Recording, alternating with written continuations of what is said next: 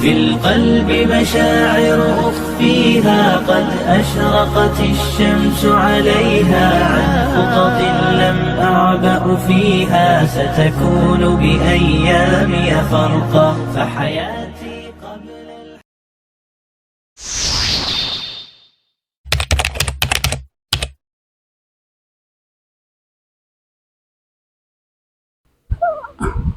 Alif Lam Mim.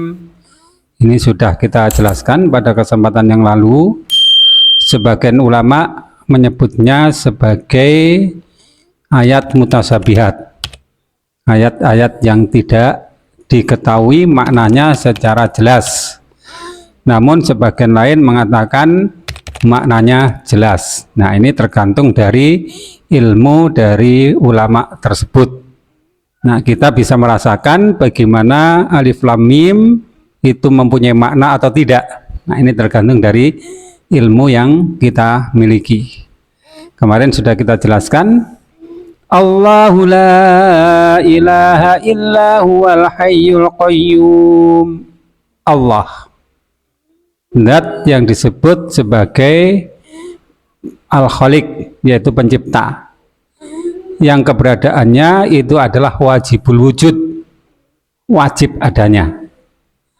Yang dimaksud wajib adanya itu adalah keberadaannya itu mesti, tidak mungkin tidak. Nah, ini yang membedakan dengan makhluk. Makhluk itu tidak wajib adanya.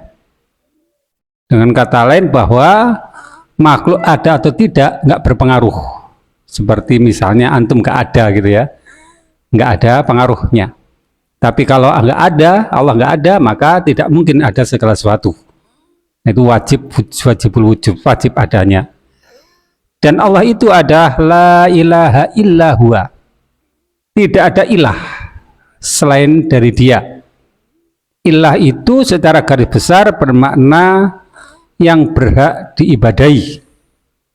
Nah, ibadah itu adalah kesatuan dari beberapa perkara yang antara lain adalah kecintaan, ya, pengagungan, kepatuhan, rasa takut, rasa harap, rasa tawakal, dan rasa merendahkan dirinya sesuatu. Nah, tercakup di dalam makna ilah. Dengan kata lain adalah zat yang hati-hati manusia cenderung kepadanya untuk perkara-perkara tersebut. Ya, tidak ada ilah kecuali Dia. Tidak ada yang berhak diibadahi kecuali Dia. Satu-satunya zat yang berhak untuk diibadahi yaitu Allah. Wal hayyul qayyum, Dia adalah al-hayyu, mempunyai sifat al-hayyu, artinya maha hidup. Maha hidup artinya hidup seterusnya, selama-lamanya, tidak pernah mengalami kematian, tidak diawali dengan kematian dan tidak pula diakhiri dengan kematian. Dia hidup seterusnya dan selama-lamanya. Dia juga punya sifat al-qayyum, artinya adalah terus-menerus mengurusi makhluknya, tidak pernah beristirahat dari mengurusi makhluknya, tidak pernah alpa dari mengurusi makhluknya. Jadi keberadaannya senantiasa mengurusi makhluknya, mulai dari menciptakan, memberi rezeki, mengatur, dan seluruhnya ini menjadi pekerjaan atau menjadi sifat dari dirinya. Nazzala 'alaikal kitaba bil haqqi musaddiqan lima baina yadayhi wa anzala taurata wal injil. Nazzala, Dia telah menurunkan 'alaika atasmu alkitaba, alkitab.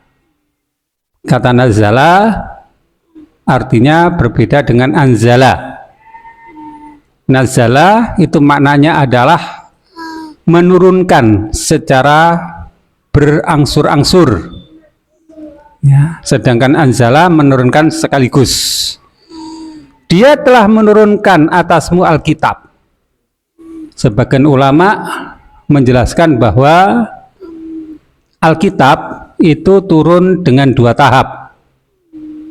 Tahap pertama adalah dari sisi Allah menuju sama'ud dunya, langit dunia. Kemudian dari langit dunia kepada Rasulullah. Ya. Untuk tahap pertama turun sekaligus dari sisi Allah. Untuk tahap kedua diturunkan secara berangsur-angsur. Nah, kalau kasus ini kita gunakan untuk menganalisa Al-Quran, maka Al-Quran itu turun dengan cara yang demikian. Turun sekaligus dalam satu waktu, ya, dari sisi Allah menuju sama'ud dunya, kemudian turun secara berangsur-angsur dari sama dunia kepada Rasulullah SAW yang membutuhkan waktu 22 tahun, 2 bulan, 22 hari. Nah, jadi anzala dan nazala. Dia telah menurunkan atasmu Alkitab. Ya, Alkitab, Al-Quran, Al-Furqan nanti akan disebutkan di situ, dan Al-Zikr. Alkitab, ya, karena bentuknya Alkitab. Ya, kita memahami kitab itu adalah buku. Ya, kita memahami kitab itu buku yang di dalamnya ada tulisan-tulisan, gitu ya. Dan tulisan-tulisan Alkitab itu adalah sesuatu yang kita baca secara lisan dalam bentuk Al-Quran. Jadi Al-Quran diturunkan oleh Allah untuk dibaca, bacaan, kemudian tulisannya di dalam sebuah kitab disebut Alkitab. Ya. Apakah berselisih antara Alkitab dengan Al-Quran? Ya, tidak berselisih. Ya. Walaupun nantinya tulisan-tulisan di dalam Alkitab itu bisa jadi mempunyai beberapa bacaan yang berbeda-beda, ya, dan juga bisa terjadi nanti bisa dilafadzkan secara berbeda, karena itu ada beberapa macam qiraah nantinya, ya, qiraah atau bacaan Al-Quran. Misalnya, ya, Alkitab, ya, bisa dibaca Al-Kutub, ya, demikian pula i'rabnya bisa dibaca nanti Alkitabah atau Alkitabi atau Alkitabu atau, ya, dalam bentuk jamak Al-Kutub juga demikian. Ya, nanti perlu dipelajari bagaimana huruf-huruf Al-Quran atau kalimat-kalimat Al-Quran yang ada di dalam Alkitab tersebut juga perlu dipelajari. Dari situlah kita mendapatkan ilmu seperti yang Allah katakan di dalam surat Al-Qalam, alladzi 'allama bil qalam. Dia mengajarkan dengan perantara qalam. Ya, alat tulis menulis yang salah satunya berbentuk kitab tersebut. Jadi Alkitab atau Al-Quran yang berbentuk kitab itu menjadi satu hal yang pasti atau yang mesti kita pelajari, ya. Karena disitulah Allah akan menyampaikan ilmu kepada kita semua. Bil haqqi, dengan kebenaran. Dengan kebenaran maksudnya adalah dengan dasar kebenaran. Ya, jadi kebenaran ada di sana dan juga mengandung kebenaran. Apa kebenaran yang kita dapatkan di dalam Al-Quran tersebut? Semua yang ada di dalam Al-Quran adalah benar. Tidak ada kesalahan, tidak ada kebatilan. Dan apakah itu bisa dibuktikan? Bisa. Ya. Bagaimana cara membuktikannya? Jika kita menjumpai sesuatu yang menurut kita salah, ya, maka pasti akan bisa dikalahkan pendapat kita tersebut atau hujah kita tersebut di dalam Al-Quran. Karena itu Allah menantang kepada siapa saja yang ragu jika Al-Quran itu turun dari sisi Allah untuk mendatangkan yang sejenis dengan Al-Quran itu, walaupun ayat yang terpendek atau satu surat saja, jika mereka mampu. Wa in kuntum fi raibim mimma nazzalna ala abadina fa'tu bi suratim mimithli wa da'u syuhada'akum min dunillahi in kuntum shadiqin.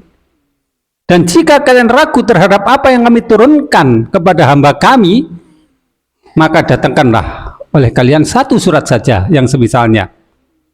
Dan ajaklah oleh kalian sekutu-sekutu kalian semuanya dari selain Allah, jika kalian orang-orang yang benar.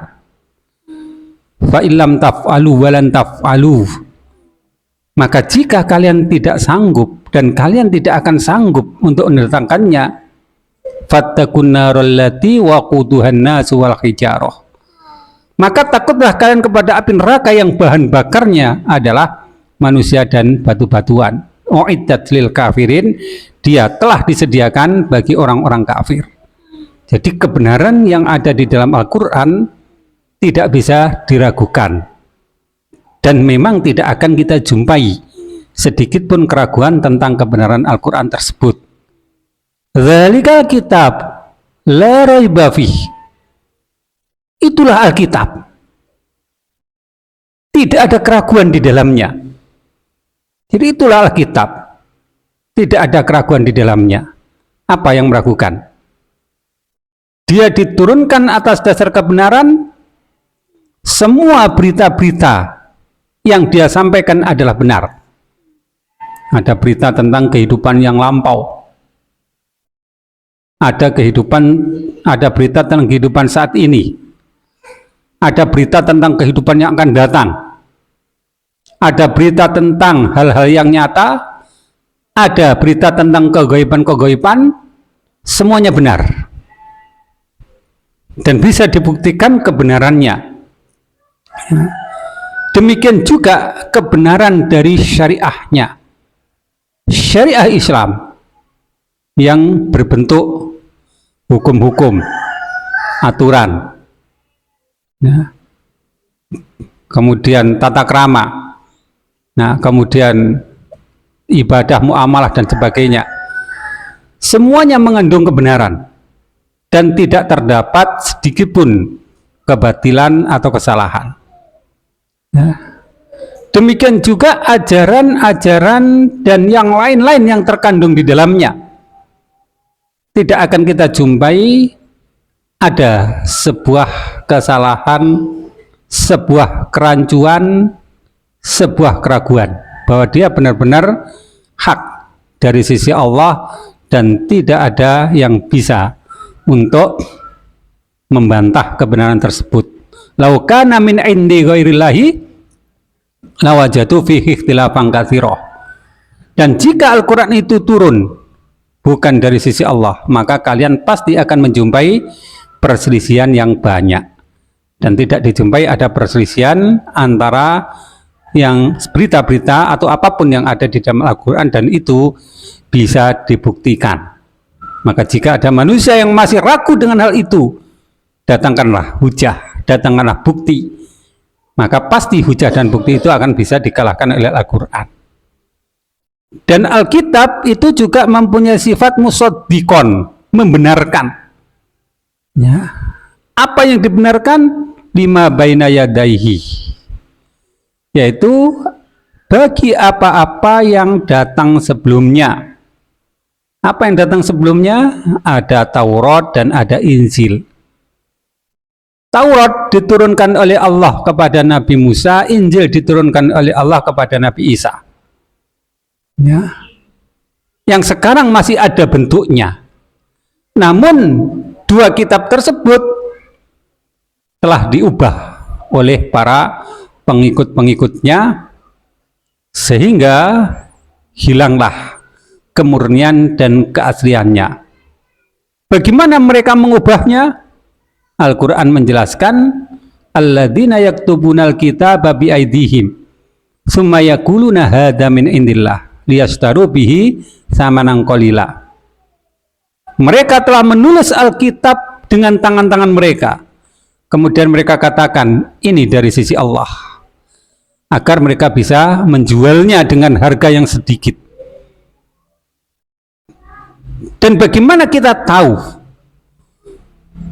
bahwa hal itu terjadi? Tadi disebutkan bahwa Al-Quran membenarkan terhadap apa yang ada di dalam Taurat dan Injil, maka kita tinggal mengukurnya. jika yang tertulis di dalam Taurat, yang tertulis di dalam Injil itu menyelisih terhadap apa yang ada di dalam Al-Quran, maka berarti di situ telah terjadi pemalsuan, baik berupa penambahan atau berupa pengurangan atau berupa perubahan. Ya, jadi tolak ukur kebenarannya itu maka bandingkan dengan Al-Quran. Sebuah contoh jika mereka benar akan keyakinannya didasari oleh kitab itu dengan benar tentang konsep Trinitas, maka buktikan bahwa itu benar-benar ada di dalam kitab mereka. Dan jika ada, coba bandingkan di dalam Al-Quran ada enggak? Jika dalam Al-Quran enggak ada, maka berarti itu adalah pemalsuan yang dilakukan oleh mereka. Ya, nah jadi tolak ukurnya adalah Al-Quran. Al-Quran tidak mengingkari bahwa Taurat dan Injil turun dari zat yang sama. Bahkan Taurat juga disebut Alkitab, Injil juga disebut Alkitab, Al-Quran juga disebut Alkitab. Jadi pada hakikatnya kitab tersebut adalah sama, turun dari zat yang sama, ya, diberikan kepada rasul-rasul yang mempunyai keimanan yang sama, mempunyai risalah yang sama. Jadi tidak mungkin ada perselisihan dan tidak mungkin ada perbedaan. Jadi gampang untuk mencari titik, ya, kesalahan yang ada di dalam kitab mereka. Dan aslinya kitab mereka tidak ada kesalahan, hanya ulah dari tangan-tangan kotor orang-orang yang di dalam hatinya ada penyakit yang mengubah kitab tersebut sehingga berubah dari aslinya. Namun Allah telah menjadikan Al-Quran dengan sebutan Al-Dzikr, ya, sebagai tolak ukur dari kebenarannya. Inna nahnu nazzalna dzikra wa inna lahu lahafidun. Sesungguhnya kamilah yang menurunkan Al-Dzikra dan sesungguhnya kamilah yang menjaganya. Sehingga kerusakan, perubahan, pemalsuan yang terjadi pada umat-umat terdahulu terhadap kitab mereka tidak akan bisa mereka lakukan terhadap Al-Quran.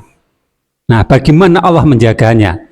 Allah menjaga kebenaran Al-Quran ini sebagaimana dia diturunkan dengan cara-cara yang tidak mungkin orang bisa membantahnya. Apa caranya? Al-Quran diturunkan, diriwayatkan secara mutawatir. Ya, jadi pembawanya ini malaikat yang diketahui, yang dikenal oleh seluruh umat-umat pengikut para rasul sebagai malaikat yang terpercaya. Disebut dengan Ruhul Amin, Jibril alaihissalam. Dan Jibril diciptakan oleh Allah di dalam bentuk yang istimewa. Tidak mempunyai hawa nafsu, tidak mempunyai keinginan secara pribadi, tidak punya kepentingan secara pribadi. Jadi mustahil dia punya tendensi. Apa yang diperintahkan oleh Allah itulah yang dijalankan. Apa yang dilarang oleh Allah itu yang ditinggalkan. Sehingga ketika dia diperintahkan oleh Allah untuk menyampaikan Al-Quran dari sisinya kepada Rasulullah, maka tidak mungkin dia menolak tugas tersebut. Tidak mungkin dia memalsukan tugas tersebut. Tidak mungkin dia dipengaruhi oleh yang lain. Bahkan setan pun tidak akan mampu untuk mempengaruhi Jibril. Dan itu diturunkan kepada manusia yang dikenal sifatnya bukan hanya oleh pengikutnya, tapi juga lawan-lawannya sebagai manusia yang terpercaya. Orang Quraisy sudah menjuluki dia Al-Amin, radina bil Amin. Kami telah ridho dengan Al-Amin. Demikian komentar mereka kepada Rasulullah SAW. Dan sifat Al-Amin itu adalah sifat yang melekat pada diri beliau sebelum beliau diutus oleh Allah sebagai Rasul. Sehingga komentar Heraklius ketika Abu Sufyan menjelaskan tentang sifat-sifat beliau, maka Heraklius mengatakan orang yang tidak pernah berdusta kepada manusia, maka mustahil dia berdusta atas nama Allah. Dengan kata lain, Heraklius membenarkan bahwa Muhammad bukanlah orang yang berdusta. Dan dia tidak mungkin berdusta mendapatkan wahyu jika dia tidak dapat wahyu. Dan Muhammad tidak mungkin mengaku-ngaku sebagai nabi jika dia memang bukan seorang nabi. Kemuliaan yang ada pada dirinya, kehormatan yang ada dirinya, tidak mungkin dia berdusta. Nah, maka itulah yang mendapatkan wahyu berupa Al-Quran itu. Dan Muhammad SAW menyampaikan apa yang dia terima dari Jibril tersebut kepada sahabat-sahabatnya. Dan riwayat ini mutawatir. Artinya sahabat yang menerima dari beliau itu banyak. Dan satu dengan lain tidak berselisih. Kemudian mereka juga menyampaikan kepada generasi-generasi berikutnya dengan jumlah yang banyak juga. Dan satu dengan lain tidak berselisih. Dan mereka juga menyampaikan kepada generasi-generasi berikutnya demikian seterusnya. Dalam jumlah yang banyak dan satu dengan lain tidak berselisih. Maka itulah kemutawatiran dari periwayatan Al-Quran. Sehingga tidak mungkin ada kedustaan. Ya. Logikanya adalah tidak mungkin orang yang demikian banyak itu bersekutu, bersepakat untuk melakukan kedustaan. Ini sebuah perkara yang tidak mungkin. Nah, itulah periwayatan Al-Quran secara mutawatir. Ya, membebaskan tuduhan orang yang menuduh bahwa itu adalah kedustaan, itu adalah pemalsuan.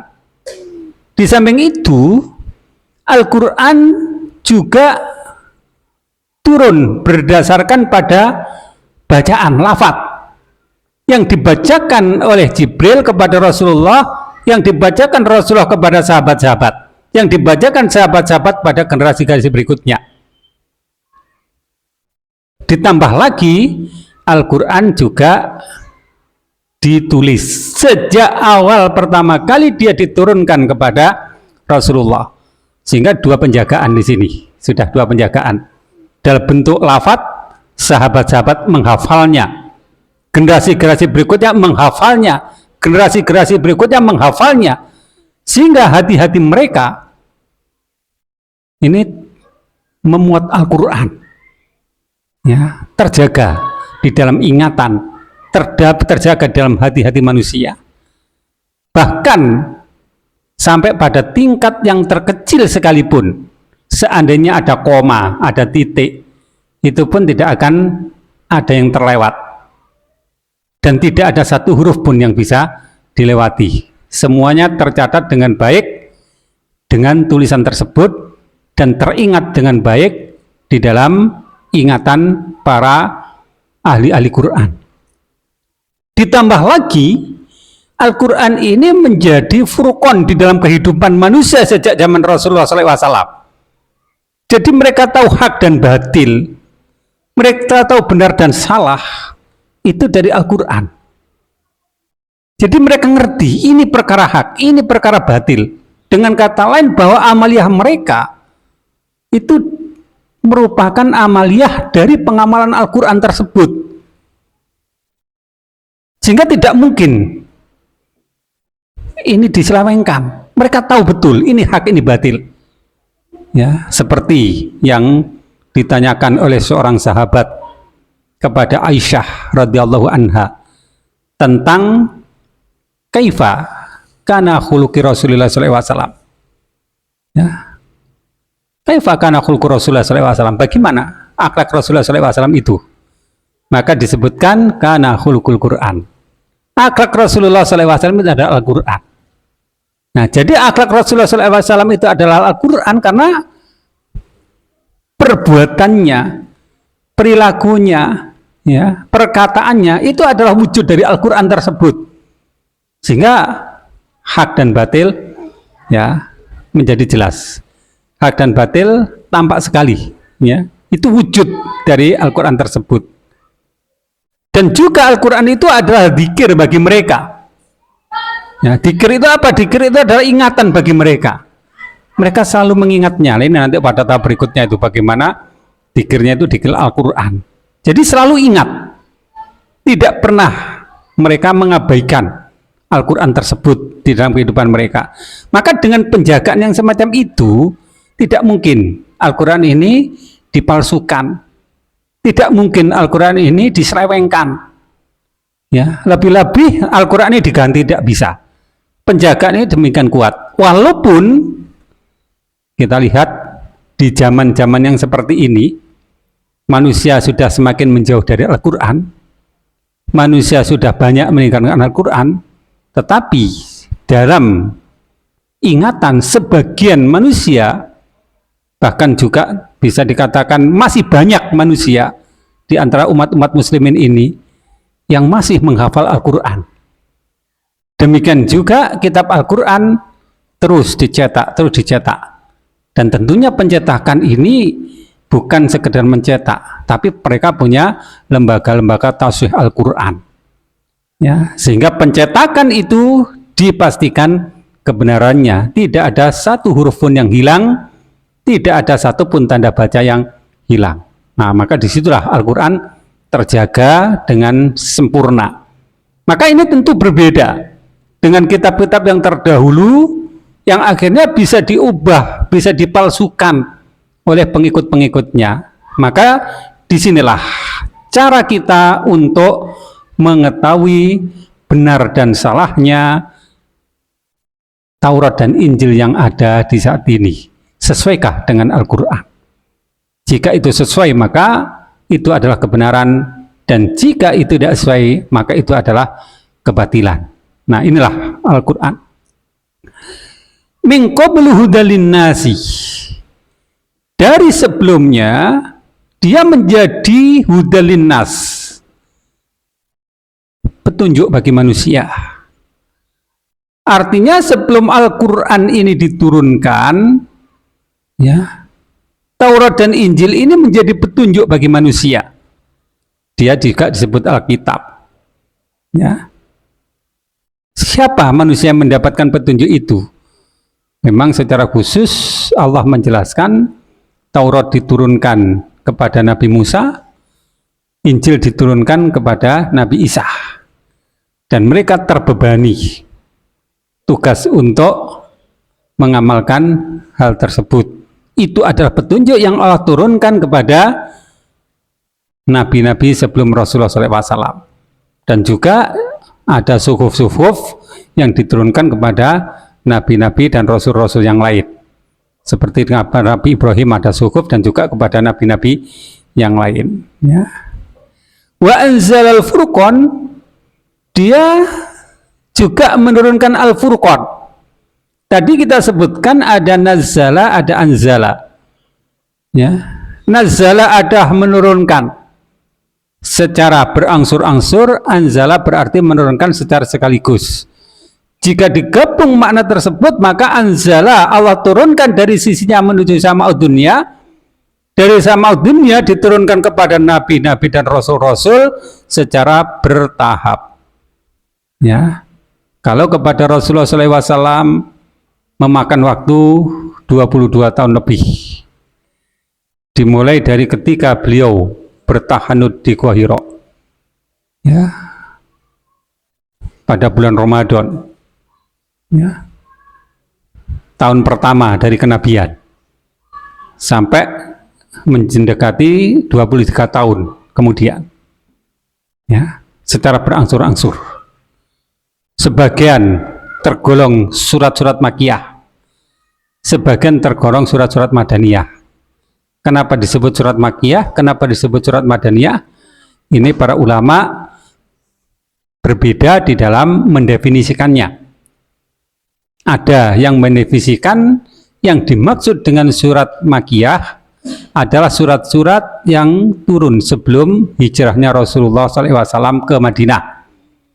Sedangkan surat Madaniyah adalah surat yang turun setelah hijrahnya Nabi SAW ke Madinah sampai beliau wafat. Ya, walaupun sebagian surat itu turun di Mekah. Nah, ada pula yang mengartikan bahwa semua surat turun yang turun di Mekah disebut Makkiyah, dan semua surat yang turun di Madinah disebut dengan Madaniyah. Jadi tidak berdasarkan waktu, tapi berdasarkan tempat dan beberapa macam kriteria yang lain. Ya, jadi memakan waktu yang cukup panjang. Apa perbedaan dan persamaannya? Ya, memang ada perbedaan dan persamaannya. Ya, persamaannya semuanya adalah turun dari sisi Allah kepada Rasulullah SAW yang di dalamnya terdapat petunjuk, dan petunjuk di dalam Al-Quran itu bersifat wahyu. Ya, bersifat wahyu, artinya turun dari sisi Allah, bukan dari diri beliau sendiri. Dan semua petunjuk yang ada dalam Al-Quran itu adalah mukjizat. Nah, ini yang belum kita manfaatkan. Ya, Al-Quran itu mukjizat, ini yang belum kita manfaatkan. Mukjizat itu apa? Mukjizat itu adalah senjata. Untuk apa? Untuk melemahkan orang-orang yang menentangnya. Jika Nabi Musa dengan mukjizatnya itu bisa membuat Fir'aun tenggelam di laut, ya. Jika Nabi Isa dengan mukjizatnya itu membuat Bani Israel tidak bisa berkutik untuk membantahnya, maka Rasulullah SAW dengan Al-Quran ini membuat musuh-musuhnya tidak lagi bisa berhujah, bahkan tidak akan bisa melawan. Dan itu terbukti. Al-Quran telah membuat mereka menang. Al-Quran telah menjadikan mereka bisa mengalahkan musuh-musuhnya. Nah, sekarang tantangannya itu ada pada kita. Bagaimana kita menggunakan mukjizat itu sehingga dengannya musuh-musuh kita kalah. Nah, ibaratnya kita sudah diberi senjata, katakanlah pedang. Pedang itu tajam, kuat sekali. Sekali tebas berapa musuh akan berjatuhan. Namun kita tidak punya kemampuan untuk menggunakan pedang. Sehingga pedang yang hebat itu hanya sebagai hiasan bagi kita. Ya. Hiasan bagaimana? Mungkin kalau pedang itu kita pasang sebagai hiasan yang indah, yang bagus, buat orang kagum. Ya. Tapi Al-Quran mungkin kita jadikan sebagai hiasan di dalam forum-forum, majelis-majelis yang kita adakan. Dilakukan dengan suara yang merdu. Digunakan di dalam beberapa acara-acara sehingga membuat acara itu seakan-akan Islami. Tetapi tidak bisa mengalahkan musuhnya. Sebagaimana kita tidak bisa menggunakan pedang itu untuk melawan musuh-musuh kita. Maka bagaimana agar kita bisa menggunakannya? Ya tentu pedang itu akan berguna, bermanfaat bagi kita jika kita berlatih menggunakannya. Hingga kita mahir menggunakannya. Sehingga pedang itu nanti bukan saja sebagai pajangan atau hiasan, tapi senjata yang mampu mengalahkan musuh-musuh kita. Nah, maka ibaratnya demikian. Berlatih, mempergunakan Al-Quran sebagai senjata ya, untuk melawan orang-orang yang menentangnya. Menggunakan Al-Quran sebagai alat untuk melemahkan musuh-musuhnya. Nah, bagaimana itu bisa kita lakukan? Ya, karena dia merupakan bacaan, ya maka paling utama adalah membaca. Ya, seperti yang sering kita sampaikan, baca Al-Quran itu. Ya, jangan didiamkan. Baca. Apa yang ada di dalam benak kita, di dalam ingatan kita berupa hafalan, lafadzkan itu. Lebih bagus lagi jika kita melafadzkan di dalam sholat-sholat kita. Kalau kita nggak mampu melafadzkan dalam sholat-sholat kita, ya di dalam waktu-waktu yang kita miliki. Dan jika yang ada dalam ingatan kita, dalam benak kita itu hanya sedikit, hanya beberapa ayat atau beberapa surat, ambil mushaf, dibaca itu. Sehingga menjadi bacaan yang menghiasi keseharian kita. Itu ibaratnya latihan menggunakan Al-Quran sebagai senjata. Ya. Dan tidak akan kalah orang yang ya bersenjatakan Al-Quran itu. Hatinya akan kuat. Ibaratnya kalau main silat itu pemanasannya ini ya. Ya, pemanasan untuk bisa jurus yang lain itu harus pemanasan dulu itu. Ya. Jadi membakar semangatnya, ya, menjadikan dirinya panas untuk siap bertanding, itu harus ada proses pemanasan dulu. Ibaratnya demikian, baca. Ya, setelah dibaca bagaimana? Lanjutkan dengan tingkatan berikutnya. Pelajari kandungannya, pelajari isinya. Ya, setelah dipelajari isinya, dipelajari apa yang terkandung di dalamnya, maka kehidupan kita itu punya furqan. Nah, ini furqan nantinya. Segala sesuatu akan kita pandang, baik atau buruk, secara otomatis nanti. Karena apa? Di dalam diri kita ada Al-Quran. Ya, kita akan tahu hak dan batil. Kita tahu baik dan buruk. Karena furqannya sudah ada pada diri kita. Jadi kalau Al-Quran itu tidak berwujud kepada furqan, pembeda yang bisa membedakan hak dan batil, dengan kata lain bahwa kita masih bingung ini benar atau salah, perkara ini hak atau batil, ya, hal itu baik atau buruk, berarti furqannya belum ada. Al-Quran masih berupa bacaan dan berupa tulisan. Jadi Al-Quran belum berbentuk furqan. Jadi dengan kata lain bahwa Al-Furqan itu adalah sebuah amaliyah nyata dari Al-Quran itu. Seperti yang dikatakan oleh Aisyah itu bahwa kana khuluqul Quran. Akhlaknya Rasulullah SAW itu adalah Al-Quran. Ya. Jadi perbuatannya, perkaranya, semua yang ada benar tidak Al-Quran. Ya, ibaratnya praktek Al-Quran. Maka hak dan batil akan jelas bagi dirinya. Ya, maka itu senjata-senjata semacam ini. Ya.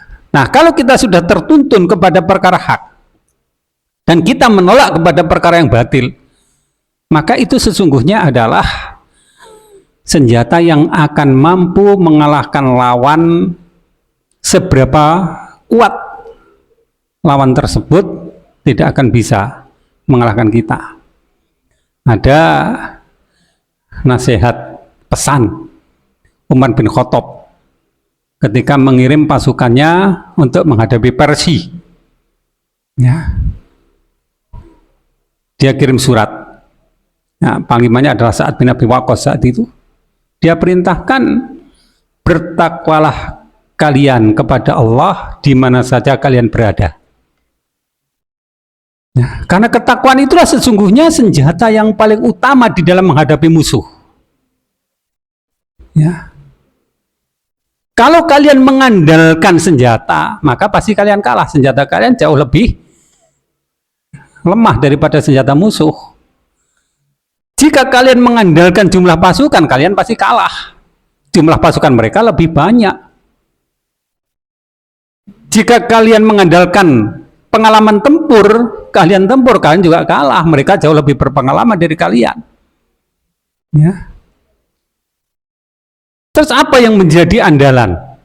Yang menjadi andalan itu adalah ketakwaan kalian kepada Allah, karena dengan ketakwaan itu Allah akan menolong. Senjata musuh, ya, senjata musuh itu menjadi tidak mempan kepada orang-orang bertakwa karena pertolongan Allah. Sebesar apapun kekuatan senjata mereka. Tetapi sebaliknya, yang paling ditakutkan dari kaum muslimin ini adalah perbuatan maksiat. Karena dengan perbuatan maksiat itu, Allah tidak akan menurunkan pertolongannya. Nggak akan Allah turunkan pertolongannya. Ya. Sehingga dengan mudah musuh akan mengalahkan kepada kita. Nah, sekarang kalau kita melihat kita kalah, ya, di dalam semua medan, bukan hanya perang secara fisik, dalam bentuk perang silah, perang senjata, perang secara ekonomi pun kalah, perang secara politik pun kalah, perang secara sosial pun kalah, perang secara media pun kalah, perang secara pemikiran, gosul fikri pun kalah. Kenapa? Jika kita andalkan itu adalah kekuatan kita semata. Ya. Kita nggak mampu menandingi mereka di semua medannya, semua sarana dan prasarananya. Ditambah lagi, kita sudah kalah, tapi kita hiasi diri kita dengan kemaksiatan. dihajar dengan perbuatan maksiat. Lebih-lebih lagi sudah kalah di dalam semua saran dan prasarananya, ditambah dengan perbuatan maksiat yang dilakukan oleh banyak umat muslim, membuat kekalahan semakin parah. Jadi kalau sekarang kita sudah nggak mampu mengajar mereka dari kekuatan saran dan prasarana yang ada, perbaiki diri, perbaiki akhlak, perbaiki iman dan semuanya. Dan ini sebenarnya ibaratnya adalah sebuah strategi yang paling hebat, yang tidak akan diketahui oleh musuh-musuhnya. Bagaimana mungkin orang bisa menang tanpa senjata? Bagaimana mungkin orang bisa menang tanpa kekuatan pasukan? Ya, mungkin. Kenapa? Karena Allah yang menurunkan pertolongan. Dan pertolongan Allah tidak akan terjadi jika manusia itu bermaksiat kepadanya. Ya, nah jadi untuk kita yang kecil, untuk kita yang sedikit, ya. Ini bukan berarti kita nggak bisa menang, bukan berarti kita akan senantiasa kalah, tapi kita bisa menang dengan bersenjatakan Al-Quran tersebut, yaitu ketika Al-Quran itu nanti bisa menjadi furqan bagi kita, sehingga diri kita terdindingi, diri kita terbatasi dari melakukan perbuatan-perbuatan yang batil, dan kita hanya melakukan perbuatan yang hak. Nah, ya ini wujudnya, dan wujudnya memang seperti itu. Wujudnya adalah Al-Furqan. Wa anzalal furqan. Allah turunkan Al-Furqan itu. Ya. Jadi Allah turunkan itu bukan hanya bacaan, tapi juga tulisan dan juga Furqan. Nah, Furqan harus ada. Nah, dan Furqan itu ada jika perbuatan kita ini ya bisa kita ketahui benar dan salahnya karena ada Al-Quran yang ada pada diri kita itu. Ya, nah kemarin yang kita jelaskan demikian ya. Nah dan paling puncak nanti akhirnya Al-Quran itu adalah dzikr bagi kita, di mana dia selalu menjadi pengingat kita di dalam segala keadaan kita. Tidak pernah kita lalai, tidak pernah kita lupa, kecuali Al-Quran selalu menjadi pengingat bagi kita. Maka hubungan kita, kontak kita dengan Allah akan terus menerus terjadi. Nah, siapa yang bisa mengalahkan orang yang demikian itu?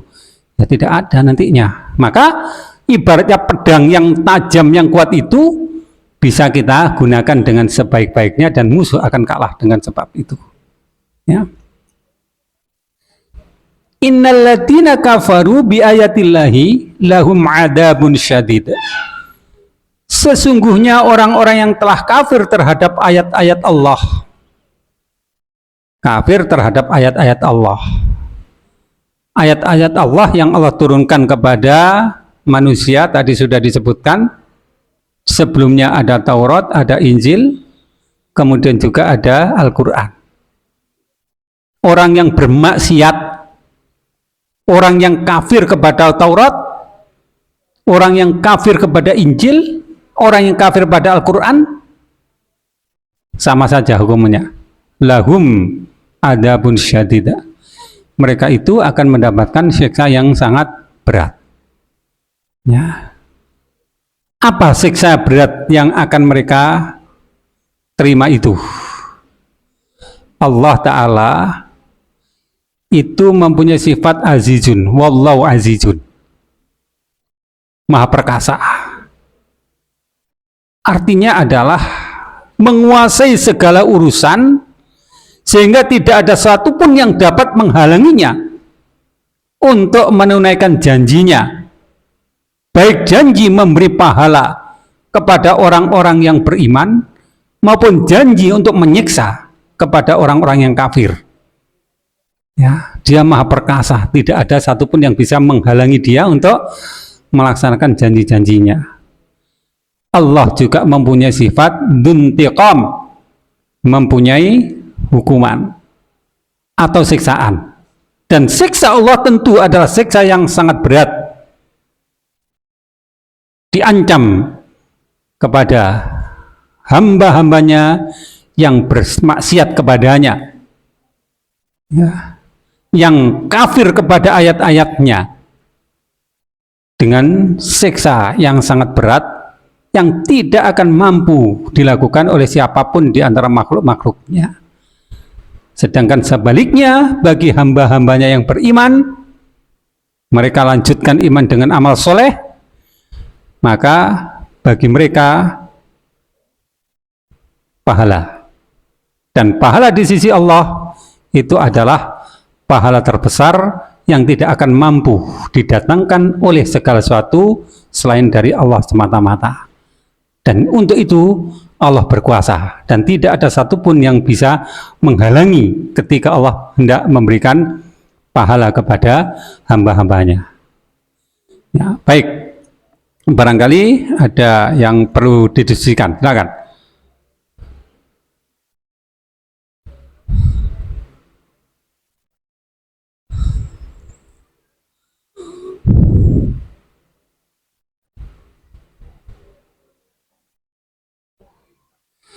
Ya, silakan.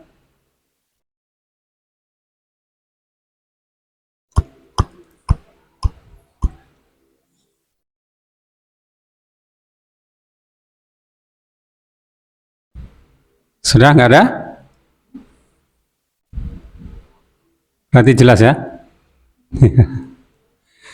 Ya, ya, baik.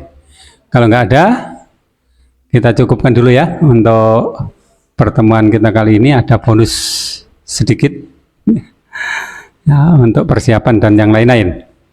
Ya, kita cukupkan untuk pertemuan kita kali ini dan kita akhiri dengan doa kafaratul majelis. Subhanakallahumma rabbana wa bihamdika asyhadu an la ilaha illa anta astaghfiruka wa atubu ilaik.